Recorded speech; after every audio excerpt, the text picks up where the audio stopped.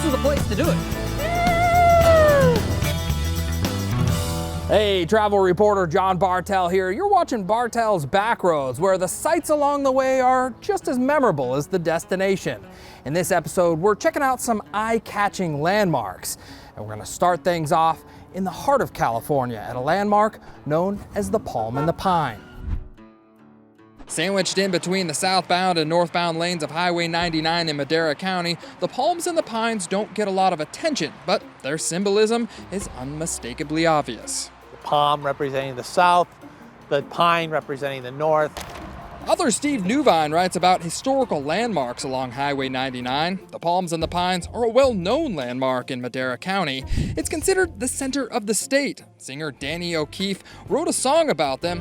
In northern California, where the palm tree meets the pine. And the city of Madera even put the trees on their logo. But the origin of the palm and the pines are a bit of mystery. I have no idea. It's one of the things that's been interesting to try to learn more about this. Sifting through rumors and historical documents, Steve was able to trace the earliest existence of the trees back to the 1920s. At that time, much of Highway 99 was still under construction. Who put them here and when were they put here? I can't answer that question. Travel host Huell Hauser was the first to ask Caltrans about the palms and the pines back in 1995. Unfortunately, the state doesn't have any early records of the trees, but since then, Steve has been able to uncover a few interesting facts, like this one. The actual center is east of where we're standing right now. It's not just a little east of the palm and pine, but more than 50 miles east of Highway 99. Right here in the little mountain town of North Fork, California. So we are the center. That's what North Fork will be the center, and everything else will be around it will be north or south. Only locals here can claim the true center of the state. Scientific Geological Survey markers were placed in North Fork back in 1998, and unlike the palms and the pines on Highway 99, you can safely stand at the center of the state. This is kind of a dangerous spot if you wanted to pull off. Yes. Oh yeah, and there's one more letdown about the palm and that so-called pine.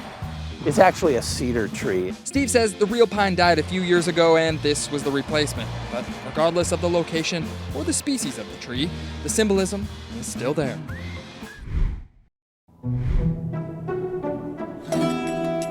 High above the San Francisco Bay Area is one of California's most important survey points. This is the very mountain peak that shaped early California. Today, we're checking out Mount Diablo State Park.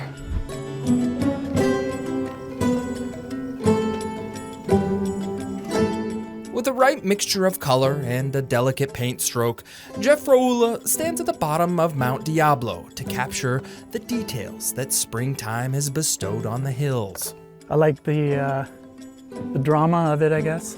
You know, the big oaks and the open space and the mountains behind, and it's pretty dramatic. Behind him, bicyclists are pedaling up and down the steep, winding, long road to the summit, a feat that Michael Adams may not do again. It was 12 of the hardest miles I've done. This is off my bucket list, though, now. So, yeah, it was incredible. I wasn't exactly sure until I saw the tower close by that I was going to make it. The tower. An unmistakable landmark that Californians have looked up to since the gold rush era. Those lines for your backyard and your neighbor's backyard and the street on which you live were created from this initial point. A very important point in California. I get your point. Ranger Poole is not joking when he tells visitors that Mount Diablo helped shape California. Essentially, it was the initial point for plotting land, for land grants, property lines, and mapping. Because of its proximity, Mount Diablo can be seen throughout much of northern and central California. On a perfect day, you can see into Yosemite Valley and see Half Dome. Mount Diablo's name stems from a linguistic accident of sorts. In 1805, Spanish soldiers were chasing Miwok natives when all of a sudden they vanished into a dense thicket of brush. Spaniards called the area Monte del Diablo, or the Thicket of the Devil. They thought it was a mysterious metaphysical event. So that's why they ascribed it to the devil. The devil. When English speakers arrived years later, they misinterpreted the name and called it Mount Diablo.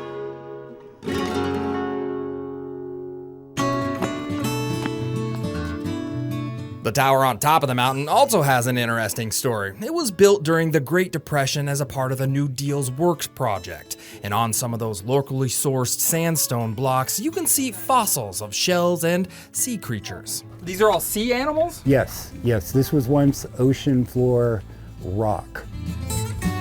Scott says over millions of years, a shifting of the earth pushed Mount Diablo and many of those fossilized sea creatures out of the ocean. How high again are we? We are at 3,849 feet and growing. Growing. Very infinitesimally, but each year we are growing just a little bit.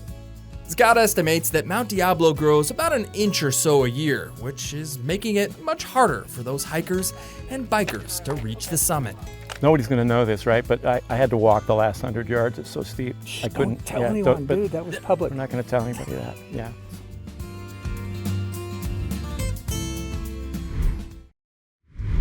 A giant milk bottle sitting on top of a building makes you take a double take in downtown Spokane. This quirky landmark exudes old school charm, proving that roadside advertising can become a backroads icon. Great diners need great food, but they also need something to catch your attention, and Mary Lou's milk bottle is utterly eye-catching. It is icon, the milk bottle. It's unique, special. Tom Ritchie is the owner, but around here, he's known as the Milkshake Man. I got chocolate all over me. The milk bottle first opened in 1935, and it was actually one of 3 milk bottle-shaped businesses in Spokane. Tom's family said move over to the old owners and bought the Garland District milk bottle back in 1998 to expand their thriving ice cream business. Huckleberry ice cream. Huckleberry ice cream. Fresh huckleberries. Oh yeah. The milk bottle stands 38 feet tall and was originally designed as a retail outlet for dairy merchant Paul E. Newman, who was milking the architecture for all it's worth. Just dairy items, butter, milk, and cheese. Today, Tom serves up some of the best burgers in town, and holy cow is it good. The beef patty is sandwiched between their signature fresh-made buns. That's a great bun. The milk bottle is a moving story, and it's touched many customers to this day.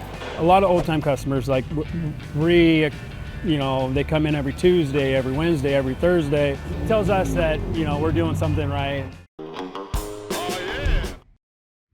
Whimsical homes shaped like boats make you feel like the neighborhood is ready to set sail. The Encinita boathouses are a coastal backroads gem where architecture and imagination drift together. On 3rd Street in Encinitas, it's not uncommon to see a slowdown of traffic from curious rubberneckers. Did someone run aground up here? Is that what happened? No. These are the Encinitas boathouses, a historic landmark built in 1928 by Miles Kellogg. An architect and a boat builder. I mean, that was his specialty. He was known as a boat builder, but he was locally very prominent around here.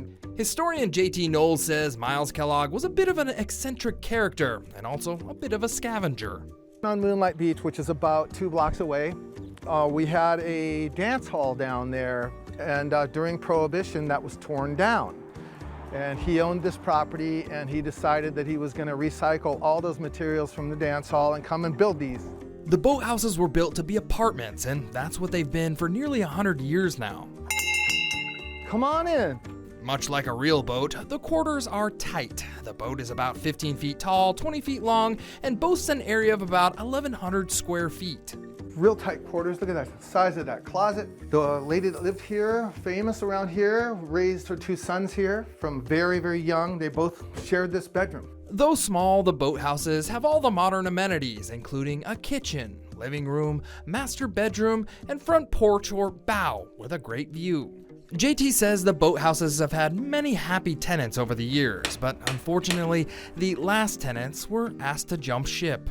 So this boat is literally falling over. We built these cradles on either side. They're all engineered to slow down the falling over effect. In 2008, the Encinitas Preservation Association, a nonprofit, purchased the boathouses in order to maintain their historic nature and prevent possible demolition by land developers. JT says preservation was going well until a storm hit the boats a few years ago and caused the ground supports to shift, tipping or listing the boats to one side. We're estimating about $800,000 a piece to restore them. We need a good $250,000 to $300,000 just to stabilize them so that we can put new piers and posts in. The boathouses are not only beloved by the community, but they're also historic landmarks. The Encinitas Preservation Association gave regular tours of the home, and one day they hope to turn it into a museum. So what would it mean to the community here if this thing did sink? A lot of people would be very upset that action wasn't taken sooner. We've been at this since 2018. As with most nonprofits, finding funding for restoration projects can be tough, especially since there was a loss of income from the tenants. But the Encinitas Preservation Association is hopeful that donations and future fundraising will right the ships. And you want to get people back in here? Oh yes, absolutely. We want people to live here and enjoy it.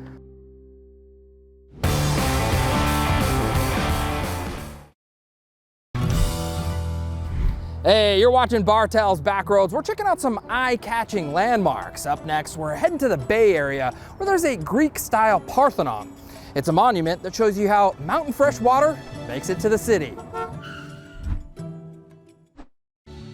Whether you're behind the lavender garden or in front of the pillars, it's hard to take a bad picture here. The Pulgas Water Temple is just a few miles from Redwood City in San Mateo County, but this backdrop wasn't built for social media influencers. It was a temple to celebrate the water coming down from the Sierra. Steve Ritchie is the head of San Francisco's water district, and the water flowing out of the Pulgas Water Temple is drinking water headed to Bay Area homes and businesses. We serve about 2.7 million people here in the Bay Area. The Greco-Roman style water temple was built in 1938 as an ornate marker for the end of a water system.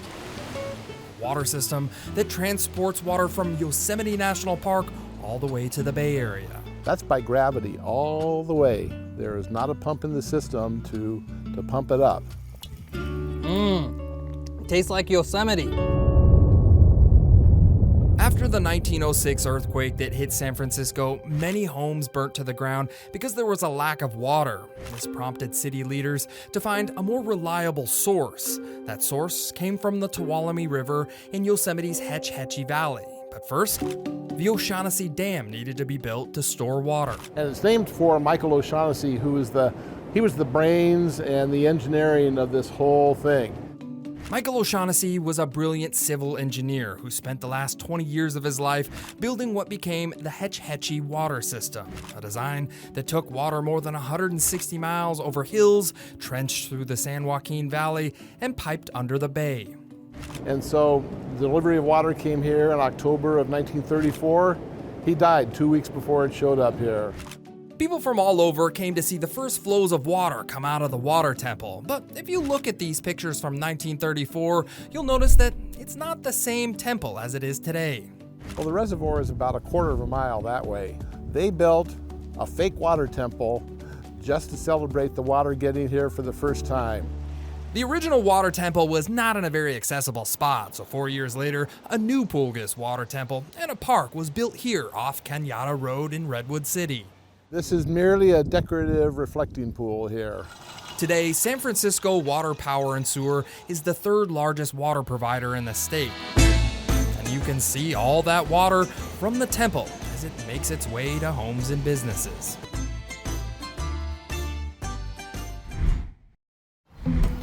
Well, it started out as a humble little fruit stand. Today, it is a roadside pit stop mecca. This is Casa de Fruta. Pacheco Pass, a steep grade near Hollister, linking California's Central Valley to the Central Coast. On this stretch of Highway 152, there are few places to stop, fuel up, or use a restroom. My grandmother said, if you build a restroom, people will stop. They built that restroom. Casa de Fruta is not your ordinary pit stop. It's a humble fruit stand turned roadside amusement park. Why so many different activities at a fruit stand? You know, the family's just very open to whatever is new and different and what the guests want. Co-owner Gene Zenger says it all started with orchards planted back in 1908 by his immigrant Italian family. And decades later, his grandmother and 3 teenage sons turned the farming dream into a simple cherry stand along Pacheco Pass. My dad's one of the 3 brothers that started what people know now as Casa de Fruta. That stand wasn't just anywhere. Location was everything. So right here, this oak tree is where the cherry stand was originally sited. So the fruit stand here at Casa de Fruta is authentic to the place where everything started here on Pacheco Pass. Right next to this painted oak tree on a lonely stretch of the highway, travelers coming over the pass needed a break, and they found one here. And then once people stopped, then they started asking for, do you have something to drink? And they said, sure, we could do that. Do you have something to eat? I said, yeah, I think we can do that too. What started out as a seasonal cherry stand turned into a year-round stop for travelers. We like to tell people you're on your way to everywhere. And along the way, the Zenger family kept saying yes to new ideas. My dad and his brothers, they were always very open to what was new and what they could accomplish. That imagination didn't just grow a business, it built a legacy along the way and even got some national spotlight with Gene's father's famous cup flipping trick. The 1.5. Well, Letterman picked it up for Stupid Human Tricks, which was a segment that he had years ago. But if you ask Gene, one of the biggest draws today comes in a glass. So Casa de Fruta has a history of producing both fruit and varietal wines. We've done that since the early 70s. One of our more popular fruit wines is the pomegranate wine. This sweet, refreshing glass of pomegranate wine has become a must-try for visitors passing through. That is so much different than what any you'd other expect. wine. From orchards to fruit stands to a train depot and even a turtle pond. Casa de Fruta is proof that sometimes the best ideas come from simply listening to your customers. Your family has a hard time saying no to entrepreneurial endeavors. The answer to that is yes. Wooden beams creak as history rolls beneath your feet on this rare crossing. The Bridgeport Covered Bridge is California's longest single-span covered bridge, a backroad link to the Gold Rush era. When miners rushed to the gold-rich hills of Nevada County, one of the biggest obstacles in their way was the Yuba River, and the easiest way to overcome that obstacle was to cross California's oldest and largest single-span wooden covered bridge. It's 226 feet long and 16 feet wide. Like many bridges built during the Gold Rush era, State Parks District Superintendent Daniel Canfield says Bridgeport Bridge was a toll bridge. So they just have like a horse and buggies going back and forth. Well, think about big wagons with big wheels being pulled by oxen with equipment. Entrepreneur David John Wood built the bridge in 1862 and charged anything with legs or wheels to cross over the wooden structure. 25 cents for lonely hikers and as much as $6 for wagons. Back to the 60s, I have local folks who still remember driving across it before the official highway bridge was here. Despite its well-built wood frame, a flood in 1997 severely damaged the bridge. In 2011, it was determined that the bridge wasn't safe for people to cross, so it had to be closed. That kind of kicked off a long period of restoration, which we now get to reap the benefits of. Thanks to a group of locals, money was raised, and after 10 long years, the bridge was reconstructed. Now, visitors can walk across the bridge and experience relics from the past and enjoy wildlife who also like to cross the bridge.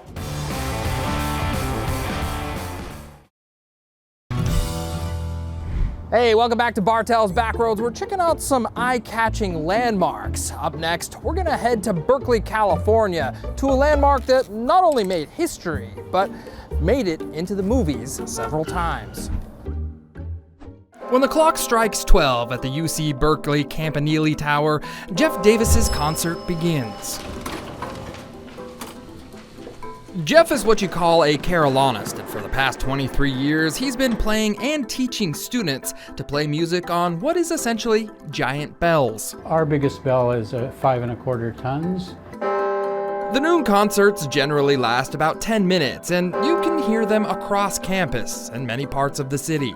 We are the 3rd largest clock and bell tower in the world, the largest in the Western Hemisphere. We're beat out by one in St. Mark's Square in Italy, and then Big Ben in the UK, and then us.